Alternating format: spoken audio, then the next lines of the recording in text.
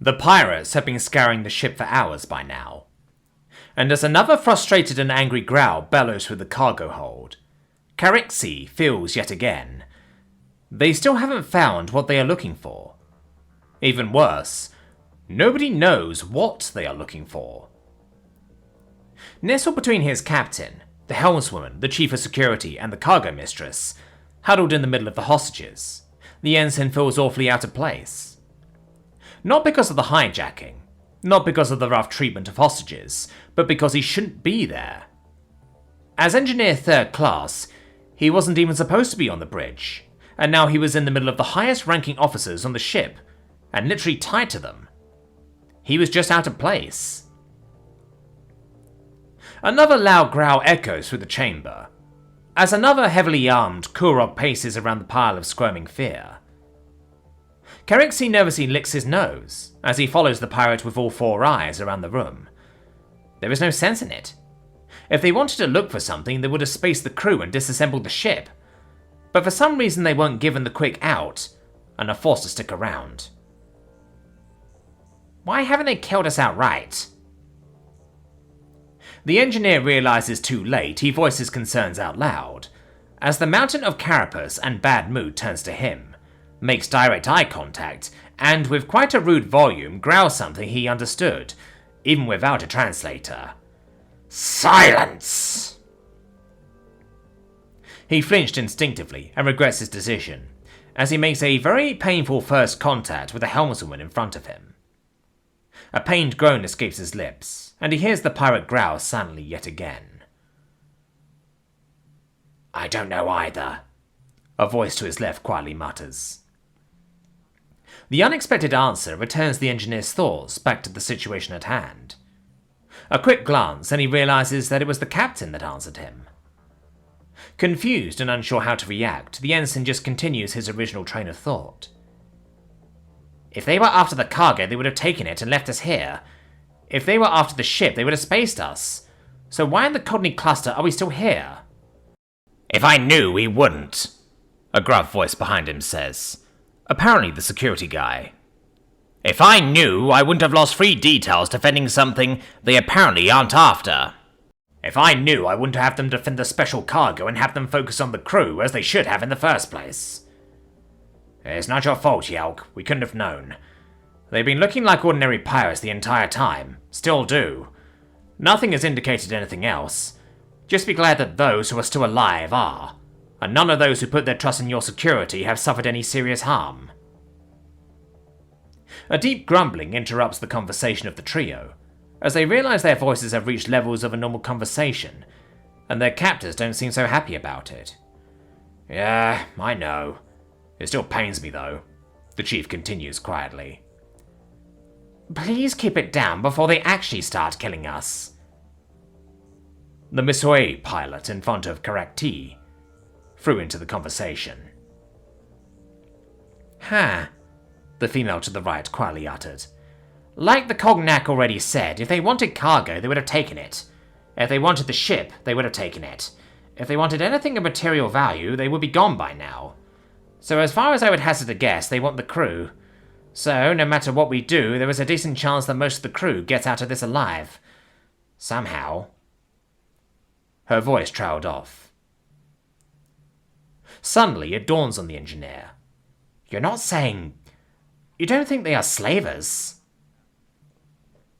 An audible gasp erupts from the middle of the pile, as everyone in earshot starts to panic in silence. Possibly it could also be just a gang of abduction extortionists. Slavery is illegal in these parts, and the closest station where you can sell slaves... Well, let's just say they wouldn't make a profit. How are you so sure about this? Oh, there is a lot of dark history in my past. Let's just say I know those things. That's the first I heard of it, the captain quips in. Would you have taken me on if you knew? The logistician shot back. Yeah, you're probably right, and I would have regretted it. Beside the point, if we make it out of here, I'll need to take advantage of that kind of knowledge. Bet. Keyword if. The gaggle went silent after that one. They are still stuck, trapped by pirates. Best case, they just want money. Worst case, they were slavers, and their free lives were over. As the gravity of the situation sinks in around them again, the engineer breaks the silence with yet another question. Still, why are we still here? As he states his question, he just earns quizzical looks from the group around him. You know, here. Like I said, they probably want the crew. She gets interrupted. That's not what I mean. Why are we still here, like physically here? Well, the cargo hold is the largest room of the ship. Easy to oversee, the captain starts before being interrupted himself. Yeah, I know that is clear, but I mean like physically in space. Here. Another round of confused looks tells him that he won't get anywhere like this. Look, the pirates have been in control of this ship for hours now. We all relinquished command of the ship and its control functions to the pirates, and yet we haven't moved. We have been drifting through space for hours. They haven't fired the thrusters or activated the warp drive, despite it being charged the entire time. Okay, how do you know that? A retort from his left. Long story short, Gal told me. The inertial dampeners are good, but not perfect. Same goes for the warp drive. The shielding is good, but not perfect. If you know what to look for, you'll know, no matter where on the ship you are. Well, almost anywhere. So, what am I looking for? Hard to describe. I can't help you with that, but Gal probably could. Karitsi stretches his neck and starts looking around the hold. After 3.5 rounds, his movement slowed down significantly as he realizes someone is missing. His pale green skin loses all color. What's wrong?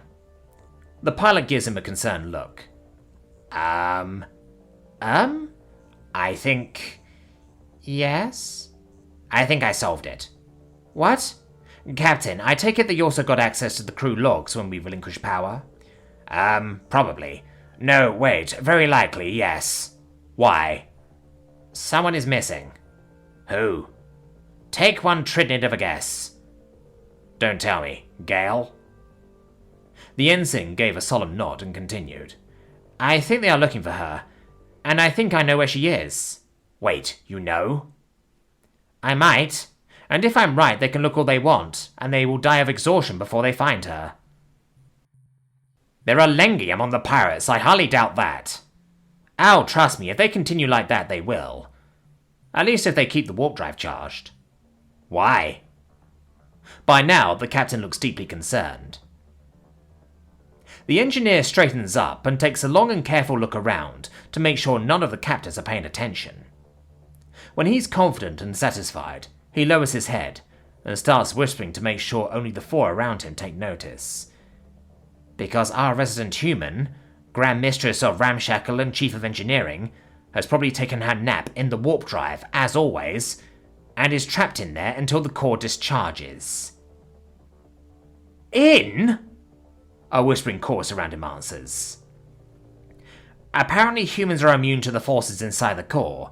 She says it's cozy, silent, dark, and nobody disturbs her in there.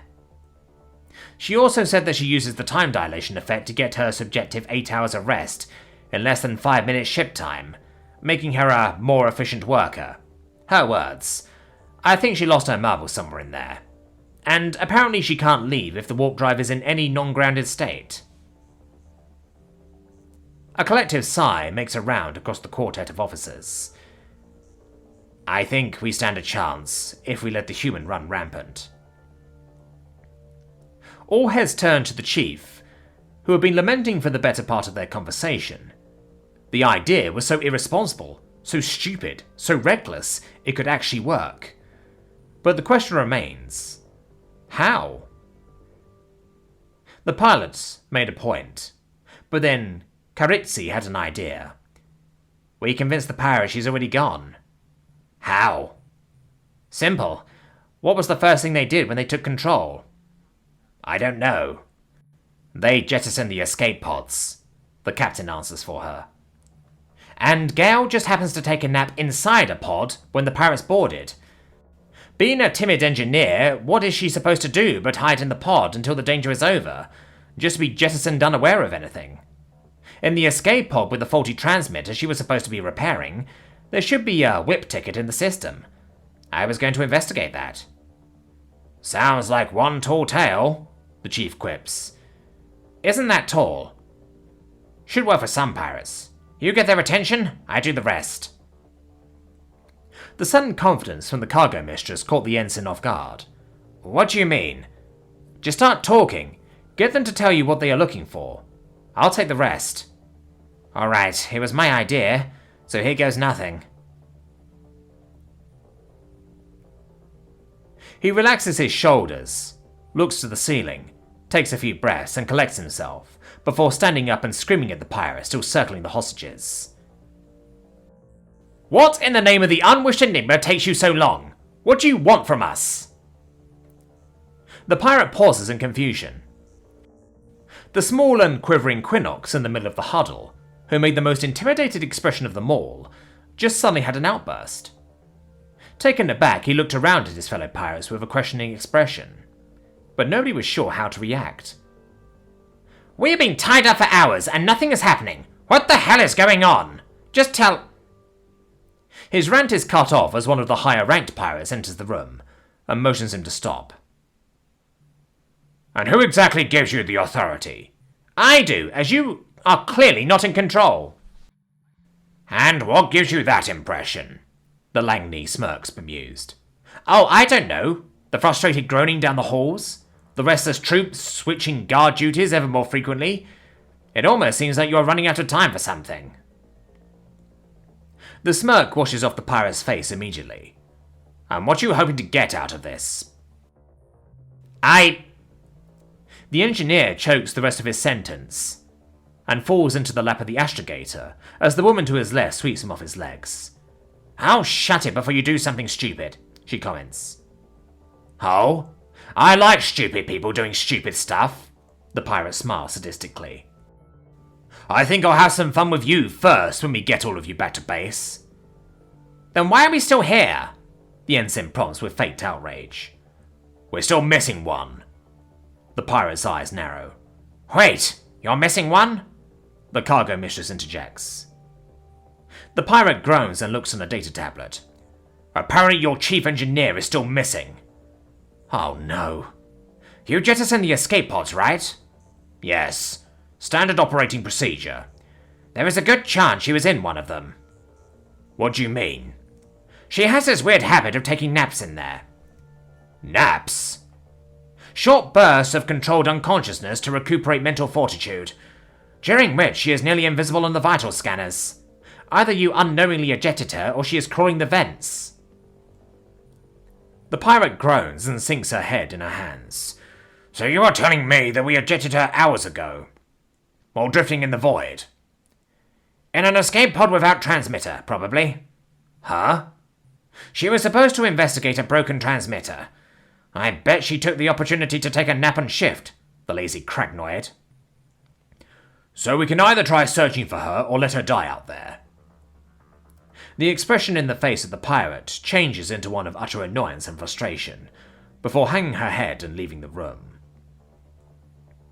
2 minutes later, a communique sounded over the ship's channels, warning everyone of an upcoming hyperjump. Followed shortly by the unmistakable feeling Caraxi had committed to heart. The feeling of a hyperjump, and the discharging of the warp drive. There was a chance. With a groan, she turns around and crawls out of the nook she took her usual nap in. Well, usual is an insult to her nap because it wasn't just one or two, but a few. Something had happened and trapped her in the core. Again. To her estimate, it was probably around 9 hours ship time. The fact that the dilation got worse when the core is charged didn't help.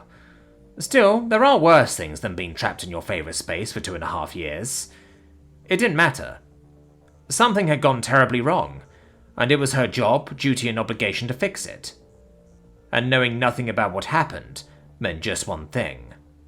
The highest degree of caution. She groaned again. It's Algnia 7A all over again, isn't it?